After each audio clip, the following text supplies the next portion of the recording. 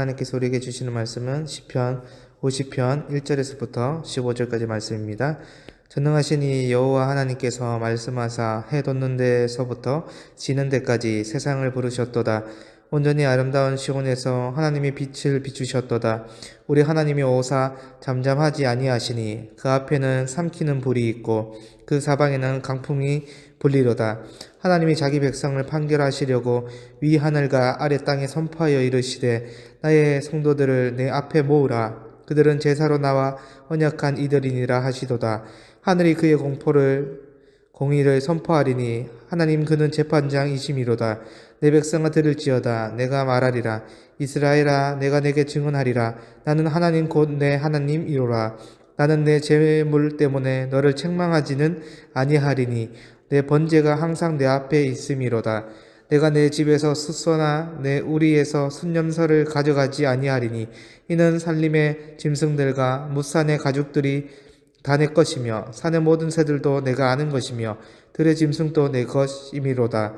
내가 가령 줄여도 내게 이르지 아니할 것은 세계와 거기에 충만한 것이 내 것임이로다.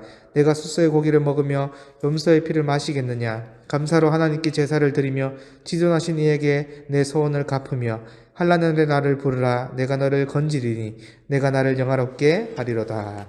아멘.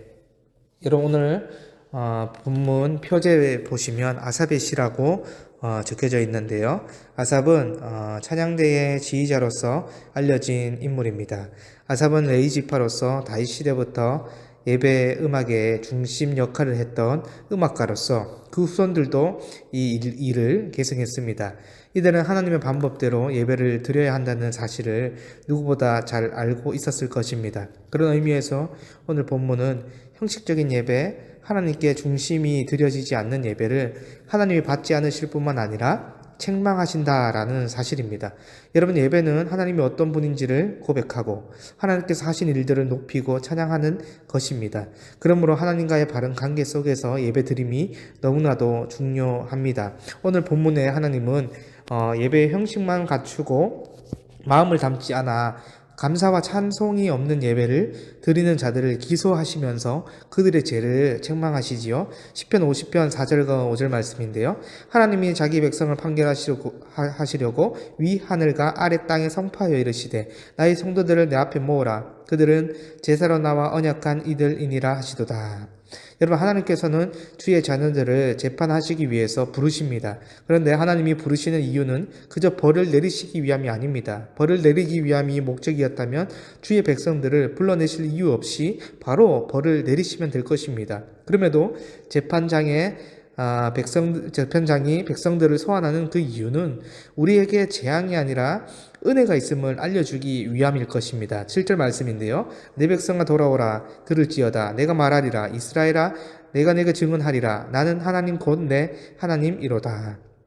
여러분 여기서 우리는 하나님께서 나의 하나님 되심을 알 수 있습니다. 뿐만 아니라 내 하나님이로다 라는 선언은 하나님과 백성과의 관계가 인격적인 관계임을 말씀해 주는 것입니다.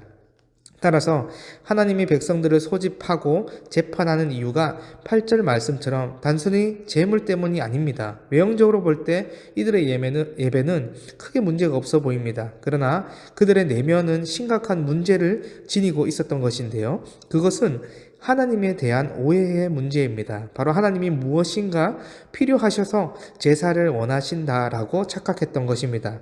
바로 당시 이방인들이 우상들을 섬길 때 그러했습니다. 그들의 우상들의 할을 달래기 위해서 많은 제물들을 바쳤던 것입니다.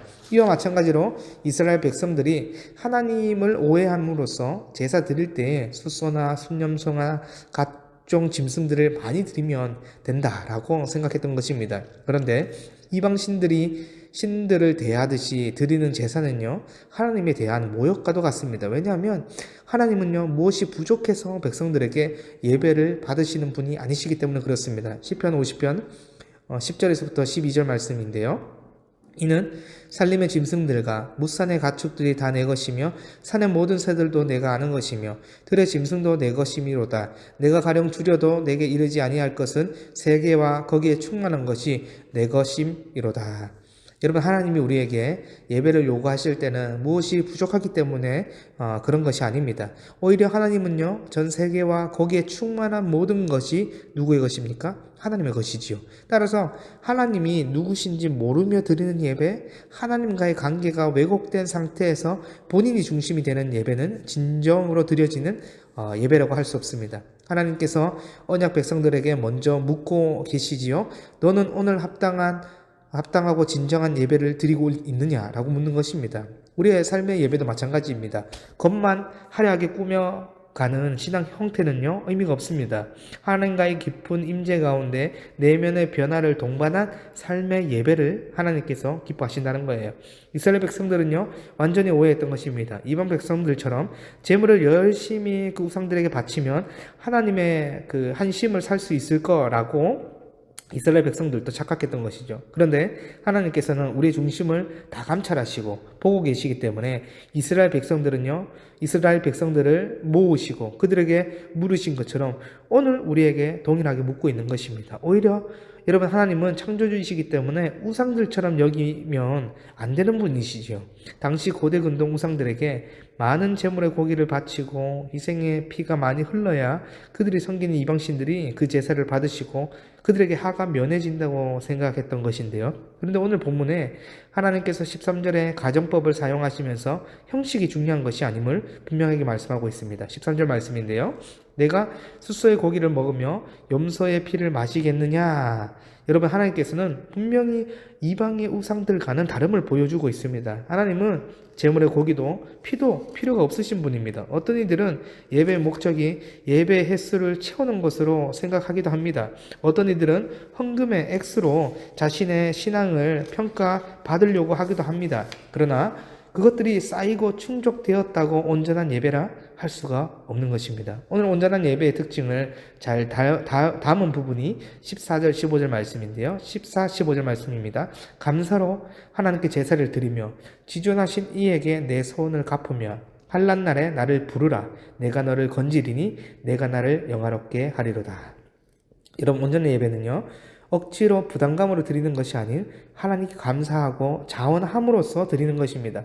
하나님이 지존하신 분이시고 생명의 주인이심을 알고 믿기 때문에 감사함으로 더 드리고 싶은 마음이 나타나야 되는 것입니다. 또한 나를 건지시고 영광을 올려 드려야 할 분이 하나님임을 믿으며 갚을 수 없는 은혜에 감격해서 자신의 전부를 드리고 싶은 마음이 드러나는 것이 예배일 것입니다. 따라서 하나님과 주의 백성들이 사랑의 관계를 확인하는 것이 예배인 것입니다. 여러분, 하나님 우리에게 원하시는 것은요, 형식이 아니라 마음, 곧 우리의 중심입니다. 우리가 예배를 드리면서 하나님에 대한 진정한 감사가 없다면 하나님은요, 받지 않으실 것입니다. 우리의 마음을 다해 드려지지 않는 예배를 하나님은요, 기뻐하지 않으실 거예요. 또 하나, 하나님이 원하시는 예배자는요, 환난 날에 하나님께 도움을 청하는 마음입니다. 어떤 이들은 환난과 고난 속에서 진정한 믿음과 마음이 보인다라고 하였습니다. 우리가 환난 때에 누구에게 도움을 구하고 기도하는지를 잘 돌아보시기를 원합니다. 고난 속에서도 어려움 속에서도 우리를 구속해 주시고 구원해 주시는 이는 오직 하나님이십니다. 이러한 믿음으로 하나님께 도움을 청하는 자는 하나님께서 반드시 건져 주실 뿐만 아니라 그 귀한 마음을 영광으로 삼아 주십니다. 여러분, 생각해보면요, 정말 감사한 일 아닙니까?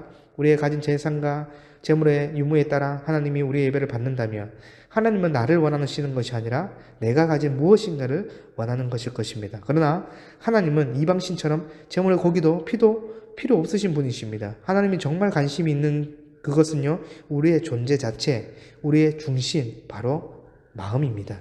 우리를 사랑의 관계 속으로 구원해 주시고 구속해 주시는 은혜 앞으로 감사함으로 우리를 드리는 예배를 하나님께서 가장 기뻐하십니다. 인색함과 억지로 하는 것이 아니라 자원함과 기쁨으로 나 자신을 드리는 예배를 하나님은 받아주십니다.